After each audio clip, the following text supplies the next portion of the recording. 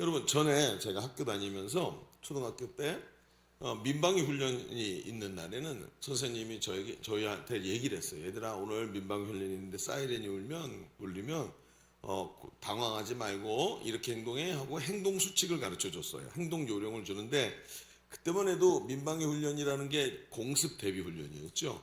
그래가지고 폭탄이 떨어지는 걸 가정해서 거기에 행동 요령을 줬습니다. 그래서 어떻게 했냐면, 사이렌이 울리면 빨리 의자 밑으로 들어가고, 그리고 엄지손가락으로 귀를 막고, 그리고 나머지 손가락으로 눈을 가려, 그리고 입을 벌려, 이렇게 얘기를 했어요. 왜 그런지 아시죠?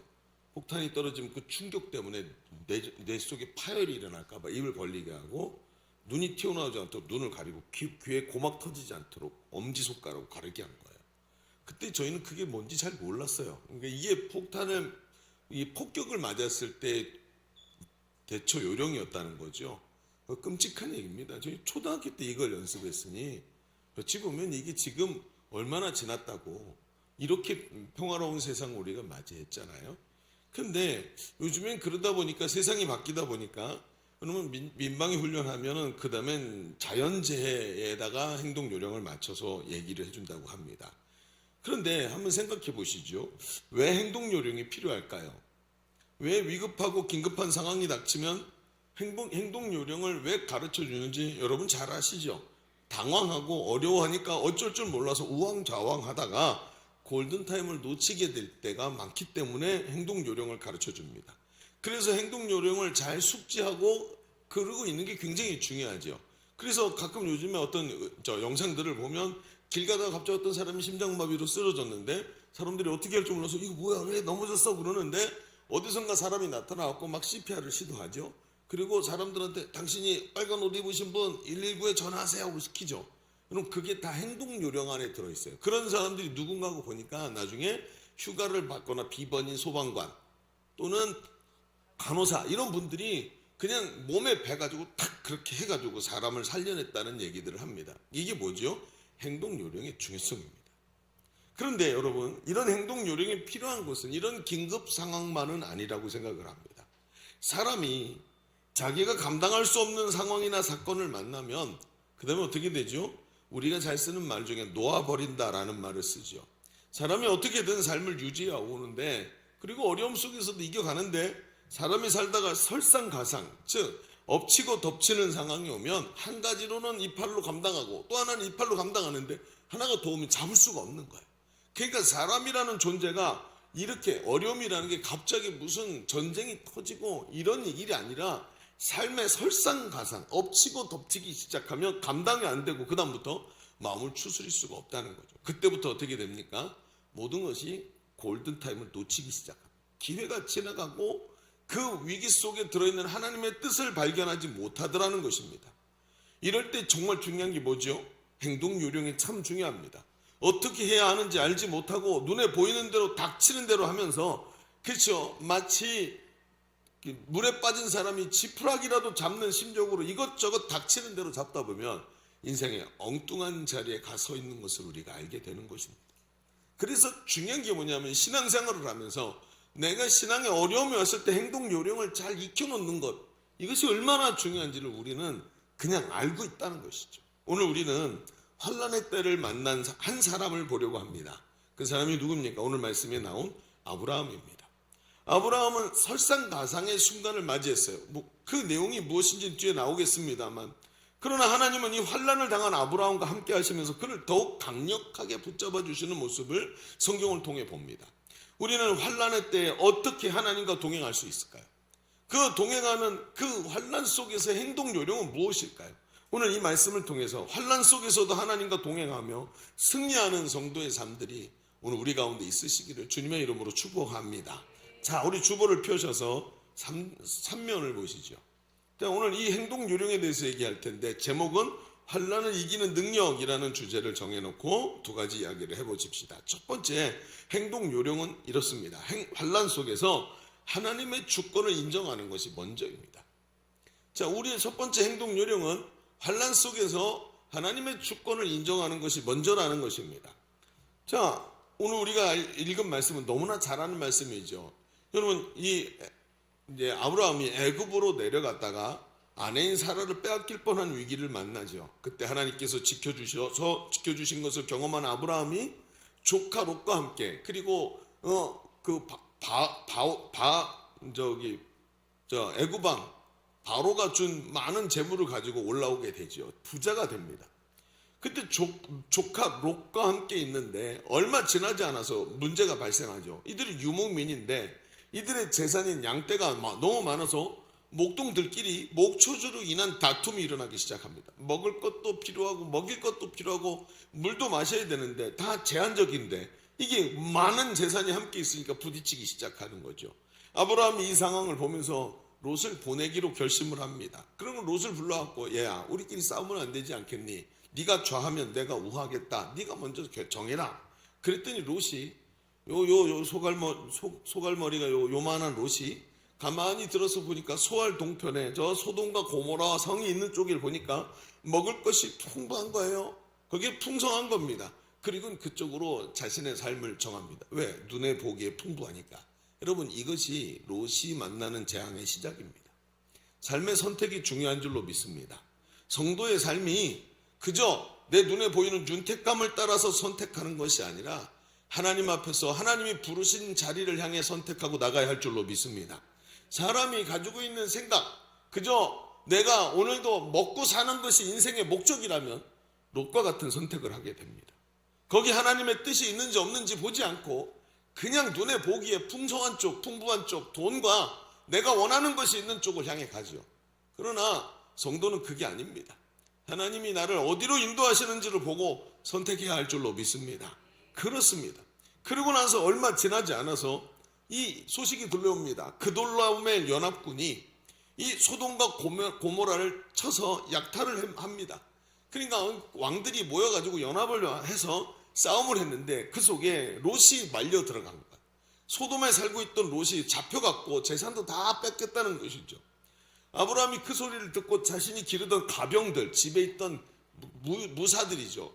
이 가병들을 이끌고 그돌라오멜 연합군과 전쟁을 합니다. 그리고 조카 롯을 구출해냅니다. 싸움에서 이긴 거지요. 그런데 그 일 이후에 이 일 때문에 지금 아브라함에게 문제가 생겼어요. 무슨 문제가 생겼냐? 마음에 두려움이 왔다는 거예요. 성경에 하나님께서 두려워하지 말라 그러시는 모습을 보니까 지금 아브라함의 마음에 두려움이 왔어요. 왜 두려움이 왔을까 하고 생각을 해보니까 그돌라오멜 연합군이 아브라함에게 복수를 하기 위해서 다시 쳐들어올 것이라는 생각이 안 들 수가 없죠. 당연하죠.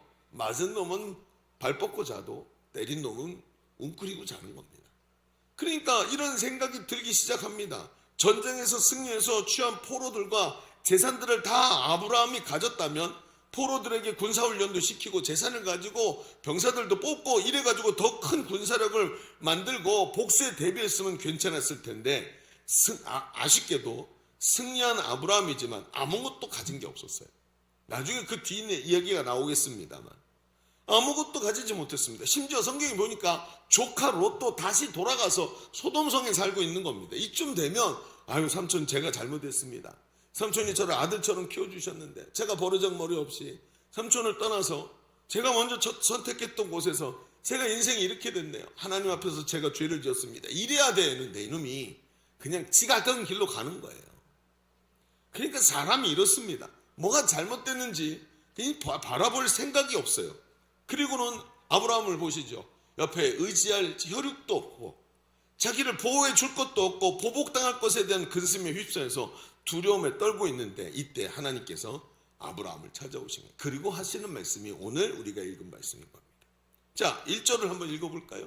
1절 같이 읽어보겠습니다. 시작. 이후에 여호와의 말씀이 환상 중에 아브라함에게 임하여 이르시되 아브라함아 두려워하지 말라. 나는 내 방패요 너의 지극히 큰 상급이니라. 자, 이렇게 말씀을 시작하시는 거예요. 우리 잘 아는 말씀이죠.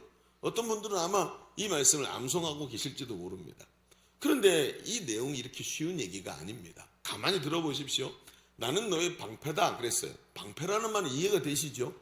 상황을 보니까 이 말이 이제 보복을 당할 수도 있는데 걱정하지 마라, 두려워하지 말라, 나는 내 방패요. 그런 거 보니까 이게 이해가 돼요. 그런데 그 뒤에 너의 큰 상급이라, 너의 지극히 큰 상급이라 말씀하시는 거예요. 그냥 상급인가 보다, 그게 아닙니다. 하나님께서 아브라함에게 이렇게 말씀하시는 이유가 있어요. 여러분, 여기에 이 말씀이 큰 상급이라 그랬는데 다른 성경에 보면 이 상급이라는 단어를 보상이라는 단어로 바꿔서 쓰고 있어요. 그래서 여기 원어로 쓰인 단어가 보상이라는 단어로도 쓰이기도 하고, 심지어 이 단어가 에스겔서 29장 9절에 보면 이 보상이라는 이 단어로 쓰였는데, 여기서 이 보상이라는 단어가 그 문맥을 보면 전쟁에서 승리하였을 때 취하는 전리품이나 노예들이라고 표현이 돼요. 그러니까 지금 하나님께서 너의 방패여 큰 상급이다 그럴 때 이 상급이라는 뜻이 뭐예요? 네가 얻을 전리품이 나다, 이렇게 얘기를 하는 거예요. 말 좀 이해가 안 되는 것이죠. 여러분 조금만 돌이켜서 보면 이 말이 이해가 됩니다. 무슨 뜻이냐면, 아브라함은 전쟁에서 그돌라오멜 왕의 연합군과 함께 싸우지요. 맞서 싸웠는데, 그리고 이겼어요. 이겨서 전리품을 다 가져왔습니다. 그랬더니 그 싸움에 함께했던 소돔왕은 아무것도 못했지요. 그 역청밭에 빠져갖고 꼼짝도 못한 놈이니까. 근데 이 소돔왕이 지가 왕이라고 아브라함에게 마치 자기가 상을 주는 것처럼 재산은 네가 다 가지고 노예들은 다 나한테 가져와라, 이렇게 얘기를 해요. 마치 지가 무슨 연합군이라도 형성한 것처럼. 그런데 그 얘기를 듣고는요, 아브라함이 창세기 14장 23절에 이런 말을 합니다. 자, 같이 읽어봅시다. 시작. 네 말이 내가 아브라함으로 치부하였다 할까 하여 내게 속한 것은 실 한 오락이나 들매끈 한 가닥도 내가 가지지 아니하리라. 자, 이 전쟁을 네가 이기게 만들었고 네가 나에게 부자가 되도록 만들어졌다고 네 그 주둥이로 말할까 봐 내가 아무것도 안 가진다. 네 다 가져라. 그리고 던져버리고 왔다는 거예요. 왜요? 이 전쟁 누가 이기게 한 거예요? 하나님이 이기게 하신 거예요. 그러니까 이 하나님이 나를 이기게 하신 것을 저놈이 저기 가로챌까 봐, 뒤에 영광을 하나님 받지 못하실까 봐 오히려 그걸 싹 버리고 네 다 가져라. 그러고는 아무것도 안 가지고 나왔어요. 그런데 그 대목을 쭉 읽다 보면 무슨 장면이 나오냐 하면, 이런 모든 노예와 전리품들을 포기했는데 마치 아브라함이 자기가 모든 것을 다 그것을 가진 것처럼 하나님께 전쟁에 승리한 전리품의 10분의 1을 멜기세덱이라는 제사장에게 주면서 하나님께 11조를 드려요. 기가 막히죠. 자기는 다 버렸고 안 가져와 그랬지만 이 모든 걸 나에게 하나님 주신 거를 나는 하나님의 영광을 위해 거절했지만 그것을 주셨으니까 그것에 대해 11조를 하나님께 드리는 거예요. 이 11조의 내용이 아주 중요한 게 이겁니다. 내가 가진 것을 11조를 드린 게 아니었던 거예요. 아브라함은 승리하여 얻은 전리품을 모두 소돔 왕에게 돌려주었으나 그것을 다 얻은 것으로, 하나님이 주신 것으로 여기고 11조를 드린 것은 승리를 주신 하나님께 감사와 영광을 올려드리고 이 모든 이 일의 주권, 주인 되시는 권한이 하나님께 있다는 것을 딱 인정한 이런 행동이었던 것입니다. 하나님은 말입니다, 아브라함의 이 마음을 귀하게 보셨습니다. 하나님께 진정으로 영광을 올려드리는 아브라함의 예배를 받으셨습니다. 하나님은 모든 것을 얻었으나 하나님을 위하여 얻은 것을 잃은 아브라함에게 내가 친히 너의 보상이 되주겠다, 내가 너의 전리품이 되주겠다. 이제 이해가 되시죠? 왜 전리품이라는 단어를 쓰셨는지. 하나님께 드렸더니, 여러분, 내가 하나님께 이렇게 해서 드렸어요. 이거 하나님 겁니다 하고 드렸어요. 그랬더니 하나님께서, 그래? 이게 내가 너한테 준 건데 네가 이 주권을 나한테 줬구나. 그래, 내가 주인 됐으니까 내 법 아래서 이걸 이렇게 더 귀하게 만들어서 너에게 다시 주마. 이게 하나님이시라. 나는 하나님께 드린 게 미약하지만 하나님께 주권을 드렸더니 하나님께서 풍성히 주시는 법을 갖고 계신 생명의 성령의 법으로 우리가 드린 것과 비교할 수 없는 것으로 채워주신다라는 모습이 여기 이 장면에 나타나고 있는 것입니다. 전쟁에 승리하여 전리품을 취하였다면 그돌라오멜 왕이 해올 복수를 분명히 준비하고 막아낼 수 있었을 것입니다. 그러나 아브라함은 하나님의 영광을 위해 그것을 포기했더니 하나님이 친히 아브라함이 포기한 그 방패가 되고 아브라함이 포기한 그 전리품이 되어주시겠다고 그러는 거예요. 그돌라오멜이 복수하려 올 때 하나님이 든든한 지원군이 돼주시겠다고 하나님의 주권을 인정하니까 이렇게 하나님이 다가오시더라는 거예요. 여러분, 우리는 말입니다, 자주 환난 속에 딱 들어가는 순간 내 삶 속에서 나를 도와줄 수 있는 것을 찾기 시작합니다. 수많은 재물과 자원, 내가 가용할 수 있는 많은 기회들을 찾기 시작합니다. 나를 도와줄 수 있는 유능한 사람을 찾습니다. 이 문제를 타개할 수 있는 기가 막힌 묘수들을 찾습니다. 그런데 시간이 지나면 그런 것들이 나의 도움이 되지 않는다는 것을 알게 되죠. 오히려 그것이 마치 내 주인인 양 소돔 왕처럼 지가 나를 승리하게 만들어 준 것인 양 하면서 내 목을 조여오고 있는 것을 우리가 얼마나 많이 경험해 봤습니까? 사도 바울을 가만히 들여다보십시오. 사도 바울은 군인들에 의해서 죄수의 신분이 되어서 로마로 압송되고 있었습니다. 그런데 그 일행이 타고 있던 배를 타고 가는데 그 배가 떠나서 항해를 하다가 유라굴로라는 광풍을 만납니다. 그러니까 풍랑이 왔는데 뭐 하루쯤 이틀쯤 풍랑에 시달릴 수 있습니다. 아니요, 몇 주 동안 계속되는 거예요. 얼마나 이 광풍이 오죽하면 미친 바람이라고 얘기했겠습니까? 태풍, 이게 아니라 미친 바람, 이게 방향성이 없어. 아니요, 특히 이 바람이 그냥 지나가는 게 아니라 우리를 따라서 계속 맹맹맹 돌면서 2주 동안이나 안 없어지는 거예요. 그리고 마치 그 바람 안에 우리를 가둬놓은 것처럼 그러는 거죠. 얼마나 기가 막힌지 나중에는 말입니다, 몇 주 동안 시달리다가 그 배에 실어놨던 고가의 수화물도 버리고 심지어 배를 움직이게 하는 기구들도 다 갖다 버리고 살 소망이 다 끊어진 상태가 됩니다. 그 배 안에선 유능한 군인도 한낱 목숨을 구걸하는 자가 되고, 바다에서 잔뼈가 굵은 노련한 선원과 항해사도 모두 도움이 되지 않는, 희망을 완전히 버릴 수밖에 없는 순간에 딱 처하게 되는 겁니다. 2주 동안 광풍이 불어닥치니 엎친 데 덮치고 설상가상 어떻게 살아납니까? 그런데 거기에 죄수의 신분으로 묶여있던 바울이 그 흔들림 속에서 널브러져 갖고 희망을 포기한 사람들 앞에 떡 섭니다. 그리고 말을 합니다. 사도행전 27장 23절에 이렇게 말합니다. 내가 속한 바, 나의 주인 대신 내가 섬기는 하나님의 사자가 어젯밤 내 곁에 서서 말하되, 나의 주인, 내가 속한 바, 나의 주권을 가지신 하나님이 보낸 사자가 어젯밤 내 옆에 가까이 서서 내 어깨에다 손을 딱 얹고 말하네. 24절, 바울아 두려워하지 말라. 너 사명이 있지. 네가 가이사 앞에 가서 로마 황제 앞에 서야 하겠고, 또 하나님께서 너와 함께하는 그 항해하는 자들을 다 너에게 주셨다 하셨으니, 그러므로 여러분이요 안심하라.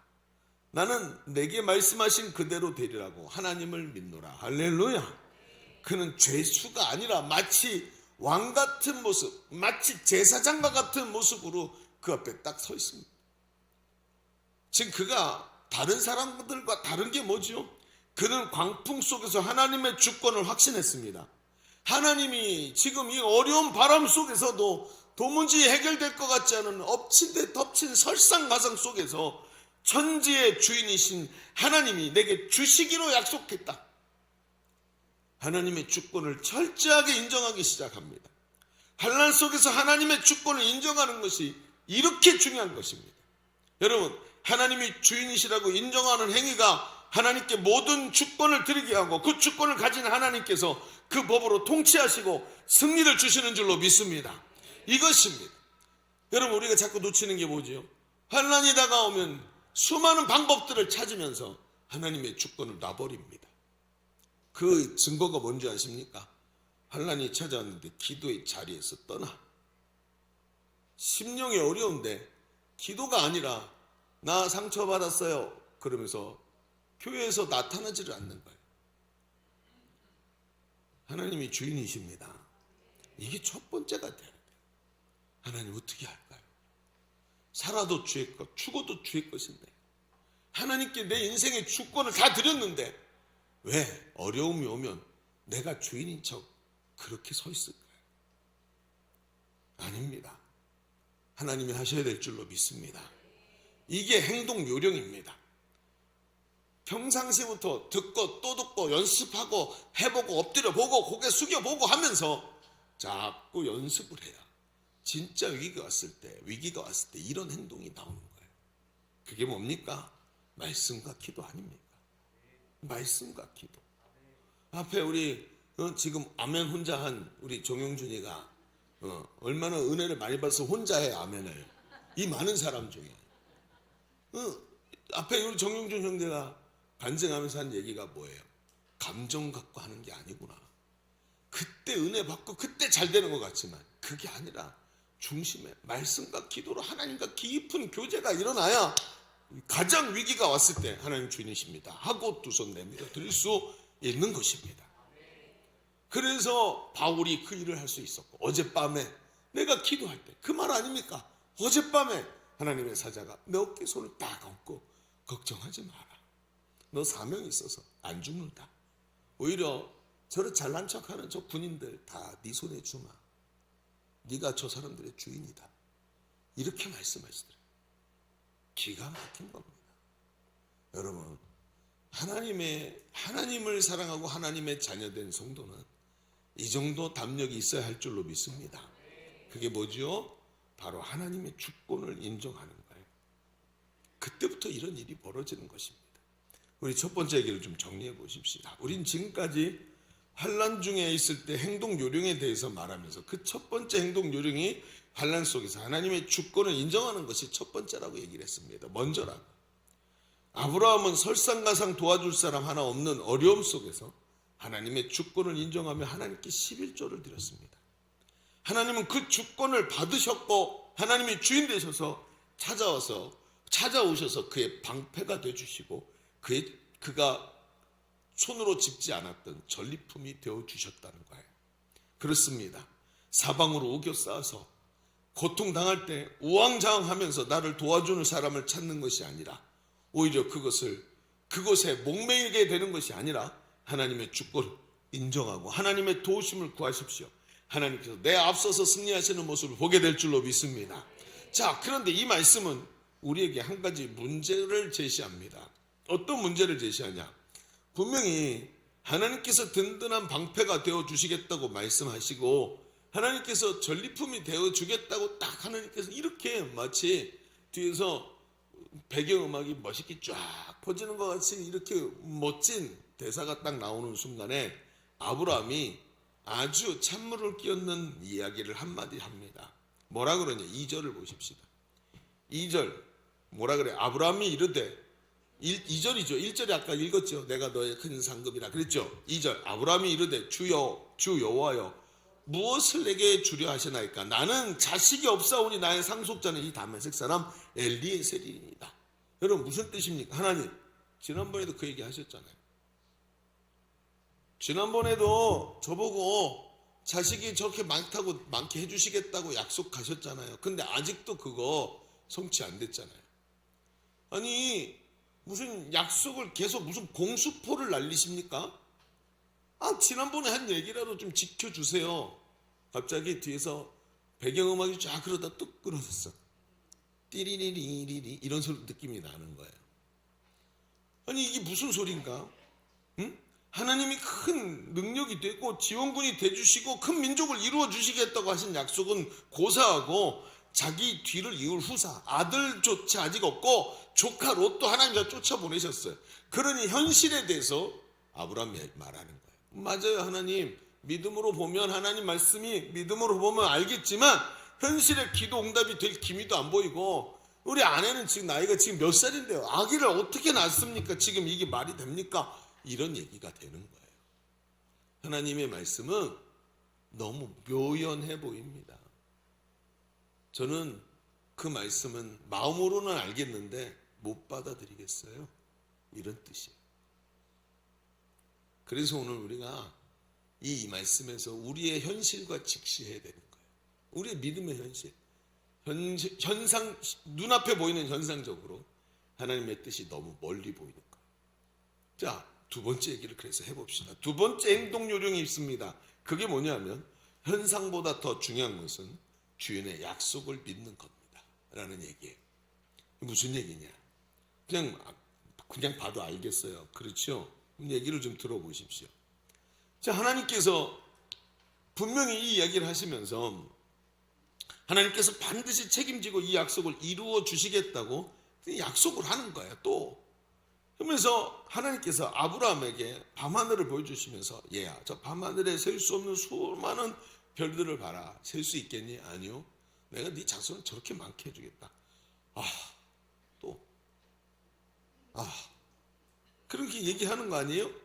그때 아브라함이 하나님께서 약속하신 이 약속이 속히 이루어지기를 간절히 바라는 마음으로 하나님 그 약속을 어떻게 제가 알 수 있죠?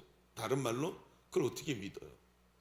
제가 믿을 수 있게 뭘 좀 보여주세요. 이런 얘기를 하는 겁니다. 그러니까 지금 아브라함과 하나님의 대화는 굉장히 투쟁적인 거예요. 하나님께서 아브라함을 보면서 이 싸가지 없는 놈 이렇게 말하지 않고 하나하나 계속 말씀을 해주시는 거예요. 이해할 수 있도록. 하나님은 그때 아브라함 때나 우리 때나 똑같죠. 하나님은 긍휼을 가지고 계속 인내하시면서 믿지 못하는 우리의 어깨를 두들기면서 계속 믿을 수 있도록 보여주시는 거예요. 그 다음 절로 쭉 내려가 보면 그런 얘기가 나와요. 오늘 우리가 몇 절까지 읽었죠? 5절까지 읽었죠. 그건 5절까지죠? 예. 그 위에 15절이라고 써놔. 예. 그래서 맞네. 뒤에까지 보니까. 자, 그런데 그 뒤에 9절에 보면 9절부터 말씀이 쭉 나오는데 하나님께서 그 얘기를 그래? 그럼 내가 보여줄게. 그러면서 아브라함에게 암소와 수양의 새끼를 잡으라고 말씀하십니다. 그리고 아브라함이 암소와 수양의 새끼를 쪼개서 가져와요. 반을 탁 잘라서 갖고 옵니다. 그러면서 이 짐승의 사체를 양쪽으로 벌려놔요. 이런 장면이 똑같은 장면이 예레미야서 34장 18절에도 나옵니다. 이게 무슨 뜻이냐면 마치 우리가 어린아이들이 내일 우리 이렇게 하자. 그래, 우리 약속. 그럴 때 어떻게 하죠? 새끼손가락을 딱 거는. 우리는 그냥 약속 그럼 무조건 새끼손가락이죠. 이것도 부족하다. 그럼 어떻게 하죠? 엄지손가락으로 도장을 딱 찍어요. 그렇죠? 이게 기본 아닙니까? 우리 한국 사람들은 약속하고 손 도장 딱 찍고. 그렇죠? 해볼까요? 표정을 그렇게 하고 있으니까 자꾸 하고 싶잖아요. 자꾸 시키도록만. 그래서 이것과 똑같이 아이들이 약속을 할 때 새끼손가락 거는 모습처럼 고대 근동 사람들은 약속 그러면 그 약속의 행위가 뭐냐면 바로 고기를 잡아서 쪼개서 옆으로 늘어놓고 그 사이를 같이 어떻게 해요? 약속하는 두 당사자가 그 사이를 지나가면서 약속을 하는 거예요. 이게 약속의 방법이에요. 아주 맹약, 특히 목숨을 걸 정도의 맹약을 할 때 이렇게 합니다. 그래서 예레미야서에도 보면 하나님께서 이스라엘 백성이 하나님과 맺은 이 피의 언약을 파기한 것 때문에 하나님께서 이 짐승들이 둘로 쪼개져 죽임 당한 것처럼 그 대가를 치르게 하겠다라고 말씀하시는데 그게 뭐예요? 그래서 멸망이 오는 겁니다. 여러분, 당시 쪼개진 고기 사이로 언약을 맺는 당사자끼리 지나가는 것은 약속을 파기한 사람이 이 고기들처럼 반으로 쪼개져 죽음으로 대가를 치러야 된다는 의미를 갖고 있는 거예요. 무서운 얘기인 거지요. 그래서 언약이라는 말의 히브리어 뜻이 뭐냐면 언약이라는 뜻이 바로 쪼개다라는 뜻입니다. 우리는 언약이 뭐예요? 계약이라는 거죠. 말로 한 계약이라는 뜻인데 히브리어로 하면 언약이라는 뜻은 쪼개다라는 뜻을 갖고 있어요. 그것을 파기하면 죽음으로 갚아야 된다는 뜻입니다. 그런데 놀라운 것은 오늘 본문에 하나님이 이 약속 의식을 통해 아브라함과 언약을 맺으시려고 하는 거예요. 하나님은 쪼개진 고기를 앞에 양쪽으로 벌려두고 성경에 보니까 횃불로 나타나셔서 아브라함과 함께 나란히 거기 서십니다. 언약을 맺는 당사자가 함께 그 사이를 지나가야 되니까요. 그런데 그때 깜짝 놀랄 일이 벌어집니다. 창세기 15장 17절에 이렇게 말해요. 17절 같이 읽어볼까요? 시작. 해가 져서 어두울 때 연기나는 화로가 보이며 타는 횃불이 쪼갠 고기 사이로 지나가. 자, 쪼갠 고기 사이로 누가 지나가야 돼요? 아브라함과 하나님 함께 지나가야 되죠. 약속을 하는 거니까. 그런데 누가 지나가고 있어요? 하나님만 지나가시는. 그럼 아브라함 뭐하고 있었나? 성경 읽어보면 하나님이 깊이 잠들게 하셨어요. 그리고는 환상으로 이걸 보게 만드시고 하나님이 아브라함을 그냥 두시는 거예요. 아니 왜 이렇게 하시지? 아니 왜 이렇게 하나님만 왜 이렇게 모든 책임을 지금 하나님 다 떠안고 계시는 거예요? 아니 그 두 사람이 지나가야 언약의 두 사람이 서로 맹약을 하고 약속을 만드는 거 아닙니까? 그런데 언약을 맺기 위해서 하나님 혼자 가시고 하나님께서 죽음을 무릅쓰고 반드시 이걸 내가 이루겠다라고 말씀하는 거예요. 왜 그랬을까요? 하나님은 아브라함에게 약속하신 하늘에 셀 수 없는 별처럼 많은 자손을 주시겠다고 말씀하십니다. 하나님은 반드시 아브라함에게 상급이 되어주시겠다고 약속합니다. 그런데 왜 혼자 책임을 지시냐고요? 왠 줄 아십니까? 여러분 생각해 보십시오. 아브라함은 하나님께서 사라와 둘에게 약속을 해주셨어요. 내가 너희에게 이 부부가 하나님의 언약을 함께 맺었어요. 그래서 많은 후사를 주고 자식을 주겠다 그랬단 말입니다. 그런데 하나님의 언약 당사자가 자기의 목숨을 구하고자 자기 아내를 두 번이나 다른 남자에게 내어준 놈이 이놈입니다. 누구요? 아브라함. 애굽왕 바로에게 자기 아내를 뭐라고 얘기해요? 누이 동생이라고 얘기해서 그리고 너와 내가 결혼으로 이제 맺자 그러고 아내를 뺏어가죠. 한 번 했으면 아이고 그래도 하나님 잘못했습니다. 그런데 이렇게 살려주시고 다시 돌려주셔서 감사합니다 라고 말했을 텐데 두 번 똑같은 짓 두 번을 해요. 이게 사람이 위기에 빠지니까 지푸라기 잡는 형태로 똑같은 모습을 합니다. 여러분 청년들은요 이렇게 말도 안 되는 일을 계속하고 이렇게 약속도 못 지키는 사람을 뭐라고 부르는 줄 아십니까? 빌런이라고 부릅니다. 빌런. 아주 친구로 껴주지도 않아요. 이 못난이 빌런이라 그럽니다.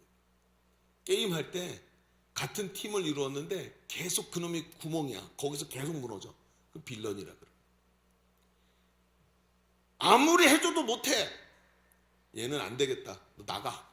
그리고 갖다 버려야 되는 거예요. 그런데 하나님께서 그 일을 알고 계셔. 얘야, 네가 그런 거 알고 있어.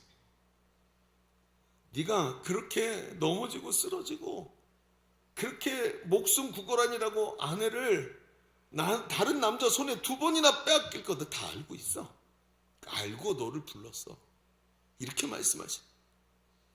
하나님께서 그래서 아브라함의 아내를 다른 남자의 손에 뺏길 때마다 자손에 대한 언약을 하나님이 하셨기 때문에 그걸 이루기 위해서 하나님께서 사라를 다시 뺏어서 아브라함의 품에 다시 주시지 않습니까? 응? 여러분 하나님이 나서서 그 일을 하시더란 말이에요. 알아요. 하나님께서 얘 이 약속 못 지켜. 이거 나랑 같이 여기 지나가잖아. 얘 죽어도 수백 번도 더 죽어야 돼. 얘 못 지켜. 그래서 하나님 어떻게 하신 거예요? 너는 자고 있어.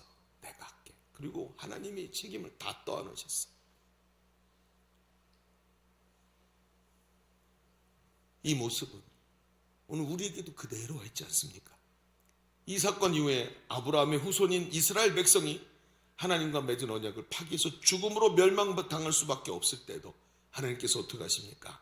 성자이신 하나님, 바로 우리 주 예수 그리스도를 이 땅에 보내주셔서 그들 대신해서 그 언약을 깨뜨린 그들을 대신해서 죽기까지 하심으로 그들이 하나님께 구원받도록 만들어주셨죠. 아브라함의 자손이 다 예수 그리스도로 구원받아 하나님 자녀가 될 수 있도록 예수님 하나님께서 혼자 피 흘려서 십자가에 죽으시지 않으셨습니까?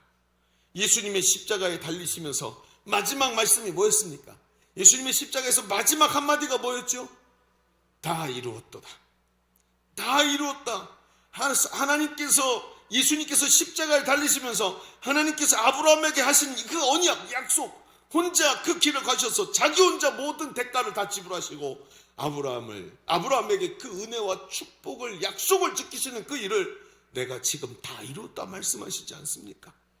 그리고 예수님을 믿는 자마다 그 이름을 부르는 자마다 모두 아브라함의 자손이 되도록 만드시면서 십자가에서 사망 권세를 깨뜨리시고 예수님이 승리하심으로 두려워하던 우리가 오히려 상급을 주님께 받게 되고 악한 마귀에게 사로잡혔던 우리가 승리하신 예수님과 함께 승리하는 존재가 되도록 우리 주님이 만들어주신 줄로 믿습니다.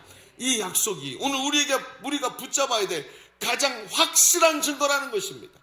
여러분 얼마 전에 우리가 말씀 나누면서 얘기하지 않았습니까? 영원 속에 계시는 하나님과 시간과 공간에 사로잡혀서 육신 안에서 맨날 아파서 골골하는 인생과 존재의 격차를 극복하기 위해서 꼭 필요한 것이 믿음이라고. 하나님은 다 이루신 일이지만 하나님께서 이루어 놓으신 그 길을 가기 위해서는 시간이라는 길을 차곡차곡 쌓아가야 되는 우리에게 하나님이 주신 것이 믿음이라고. 믿음으로 저 십자가를 바라볼 때마다 오늘 우리가 이 환난 속에서 하나님이 주신 약속을 꼭 붙잡고 하나님 앞에서 이기는 능력으로 무장하게 되는 줄로 믿습니다. 이겁니다. 환난을 이기는 능력. 나를 위해 자기 아들까지 십자가에서 피 흘리기까지 내어주신 분이 나에게 거짓말을 하시겠는가? 나를 위해 하지 못하실 일이 무엇이겠는가? 그거 한마디면 이 모든 문제들이 다 해결되는 것입니다. 십자가, 그 십자가가 바로 그 약속의 증표입니다. 오늘 우리가 믿음으로 확실히 붙잡아야 될 것이 바로 저 십자가입니다. 마치 이몽룡이 춘향에게 준 놀이개처럼 저 십자가를 주님 오시는 그날까지 강력하게 붙잡고 약속의 증표로 오늘도 달려가는 것이 아닙니까? 최후 승리를 얻기까지 주의 십자가 사랑하리. 빛난 면류관 받기까지 험한 십자가 다시 한번 최후 승리를 얻기까지 최후 승리를 얻기까지 주의 십자가 사랑하리. 빛나며 멸류관 받기까지 험한 십자가 붙들겠네. 할렐루야, 할렐루야. 바로 그래서 우리에게 저 십자가를 보여주시는 것입니다. 여러분, 우리는 자주 현실의 벽에 부딪혀 좌절합니다. 현실 말입니다. 하나님 주신다면서요. 언제 주실 겁니까? 그런데 주님은 벌써 다 이루셨습니다. 지금은 환난의 터널을 빠져나오지 못하고 당황하고 우왕좌왕하면서 마치 골든타임을 놓치고 엉뚱한 것에 우리의 마음을 빼앗기고 있는 것은 아닙니까? 아니요, 하나님은 반드시 약속을 지키십니다. 아들까지 내어주셨는데 뭘 안 주시겠습니까? 오늘 우리가 붙잡아야 될 게 무엇입니까? 여러분, 현실이요? 현실이 진짜든가요? 지나고 나니까 현실이 거짓 아니든가요? 내가 저 복권에 맞을 것 같잖아요.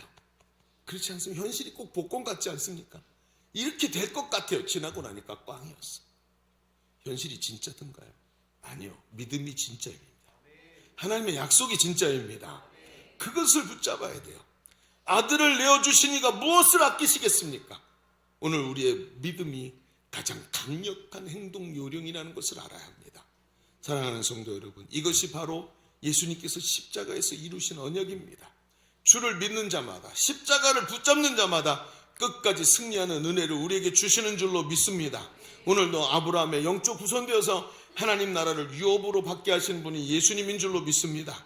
그 예수님의 십자가를 붙잡고 오늘도 하나님께서 횃불로 쪼개진 고기 사이로 홀로 지나가시는 것을 바라보면서 그 약속 붙잡고 환난의 시기에 끝까지 승리하면서 여러분, 좌로 우로 치우치는 게 아니라 행동 요령 가지고 그대로 달려가서 승리하는 믿음의 성도들 되시기를 주님의 이름으로 축원합니다.